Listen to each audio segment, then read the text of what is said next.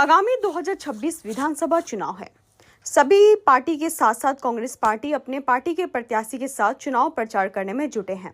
पूरे असम के साथ साथ नौगांव जिले के 55 नंबर धिंग समष्टि के कांग्रेस दल के प्रत्याशी रायहानुद्दीन चौधरी अपनी चुनावी प्रचार में व्यस्त है। आज धिंग समष्टि के रामपुर 17 गांव पंचायत के अंतर्गत हाईडुबी में एक प्रचार सभा का आयोजन किया गया। उक्त सभा में उपस्थित थे कांग्रेस के नेता आकाश हजारिका, टुकटुकी के विशिष्ट समाज सेवक स्वहीदुल इस्लाम, अध्यक्ष हबीबुर रहमान के साथ ही अंचल के करीबन सैकड़ों पुरुष व महिला उपस्थित थे। रायहानुद्दीन चौधरी डांगरिया আজি बहुत बছৰ আগৰ পৰাই তেওঁ ৰাইজৰ মাজত সোমাই আছে। আপুনি যদি আজি চাবলৈ যায় বহুত মছজিদৰ তুৰণতে হওক তেওঁ নাম লিখা থাকে। তেওঁ নিজৰ কষ্টৰ ধনেৰে নিজৰ সততাৰ ধনেৰে তেওঁ সেইবিলাক ৰাইজৰ কাৰণে কৰি দিছে। যিজন মানুহ আজি সমাজৰ কাম হিচাপে কৰোঁতে ইমানখিনি কৰিব পাৰে নিজৰ ব্যক্তিগতভাৱে, আৰু তেওঁ যদি আজি এখন চৰকাৰ প্ৰতিনিধিত্ব কৰে ধিং সমষ্টিৰ নিচিনা এটা সমষ্টিৰ পৰা, তেওঁ ৰাইজৰ বাবে কিমান কৰিব সেই ৰাইজৰ বাবে এটা শুভ লক্ষণ হৈ তুলিব ৰায়হানুদ্দীন চৌধুৰী ডাঙৰীয়া যদি ধিঙৰ পৰা প্ৰাৰ্থিত্ব প্ৰত্যাশী হিচাপে তেওঁ প্ৰাৰ্থিত্ব পায়। আৰু ৰায়হানুদ্দীন চৌধুৰী অকল এটা ধৰ্মীয় নহয়, সকলো ধৰ্মীয় মানুহৰ মাজত তেওঁ সোমাই আছে। আজি হিন্দু মুছলমান সকলো লোকৰ মাজত তেওঁ এটা নিজা পৰিচয় বনাই লৈছে।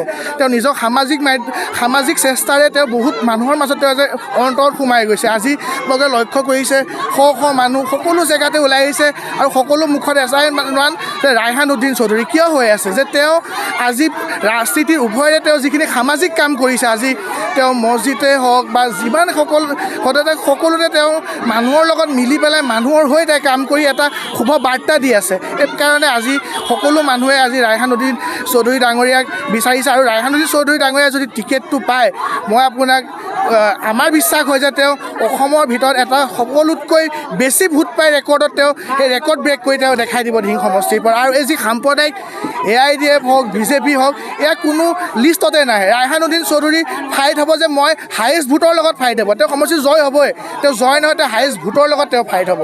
ধন্যবাদ। মই ৰায়হান চৌধুৰী চাহাবৰ ওপৰত মই খুবেই সন্তুষ্ট, কাৰণ তেখেত থলুৱা গাঁও অঞ্চলৰ মানুহ, গাঁৱত বসবাস কৰে আৰু এই কৃষিজীৱী শ্ৰমজীৱী মানুহৰ লগত তেখেতে চলা ফিৰা।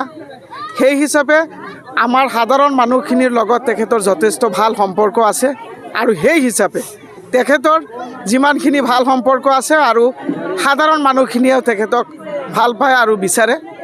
সাধাৰণ মানুহখিনিৰ যিটো আশা, সেই আশাত মই সুখী আৰু ময়ো এই সাধাৰণ মানুহৰ লগতে আছোঁ। আজি আমি এই আপোনালোকৰ চেনেলৰ জৰিয়তে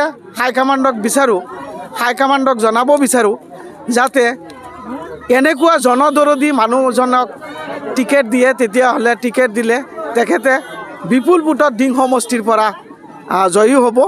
আৰু এইটো কংগ্ৰেছ দলৰ কাৰণে গোটেই অসমত এটা মেছেজ হ'ব। আপোনাৰ আজি এই সভাখন বুলি নহয়, মই MP ইলেকশ্যনৰ আগৰ পৰাই এই প্ৰচাৰ অব্যাহত ৰাখিছোঁ। আজিৰ ডেটততো আপোনাৰ মই যিটো সঁহাৰি পাইছোঁ, এতিয়া টিকেটটোৰ কাৰণে অপেক্ষাত। টিকেটটো পালেই যে বিপুল ভোটত জিকিম সেই কথা স্পষ্ট হৈছে। এইটো মেইন কথা। সমস্যা আছে, আপুনি কি সমস্যা সমাধান কৰিব যদি দলে আপোনাক আৰু ৰাইজে যদি আপোনাক আঁকোৱালি লয়? ধিঙৰ সমস্যাৰতো অভাৱ নাই। আজি 15টা বছৰে মানে ধিং সমষ্টিৰ পৰা 12টামান জিপি আহিছে, আমাৰ বৰদোৱাৰ পাটৰ পৰা 12টামান জিপি আহিছে। আপোনাৰ বিশেষকৈ আপোনাৰ লালিভাটাৰ, বেচামাৰী, টুকটুকি, ৰৌমাৰী, ইফালেও বিভিন্ন জেগাত গ'লে দেখা যায় ৰাস্তা ঘাটৰ যিটো সমস্যা সাংঘাতিক বেয়া হৈছে। আমাৰ সেই ৰৌমাৰী, মহিৰাদছ, মাগুৰমাৰীৰ পিনেতো আপুনি যাবই নোৱাৰে, ইমান বেয়া অৱস্থা। আজি মই এটা কথা জনাবলৈ পাই সুখী হ'ম যে আমাৰ ভেৰভেৰীৰ পৰা যিটো নালাৰ যিটো কথা আছিল, নালাৰ যিটো কথা বতৰা চলি আছিল, ইতিমধ্যে বহুত নিউজো পাইছে, বিভিন্ন কথা মোৰ ওপৰতো আহিছিল, একাংশই চেষ্টা কৰিছিল। কিন্তু এইটো আপোনাৰ মানে অহা 3 তাৰিখ দিছাৰ মিটিং আছে নগাঁও। এই দিছাৰ মিটিঙত MP ছাৰৰ জৰিয়তে দিছাৰ মিটিঙত এই কথাটো উপস্থাপন কৰি এই সমস্যাটো একেবাৰে স্থায়ী সমাধান কৰাৰ কাৰণে মই ভেৰভেৰীৰ পৰা আপোনাৰ ৰৌমাৰীৰ পৰা খালকাটা, মাগুৰমাৰী হৈ খালকাটাৰ পৰা বলুগুৰি, তাৰ পৰা সোণাইলৈকে খালকাটাৰ ব্যৱস্থা কৰি দিয়াৰ কাৰণে এই অহা 3 তাৰিখে ডিছকাশ্যন দিছাৰ মিটিঙত।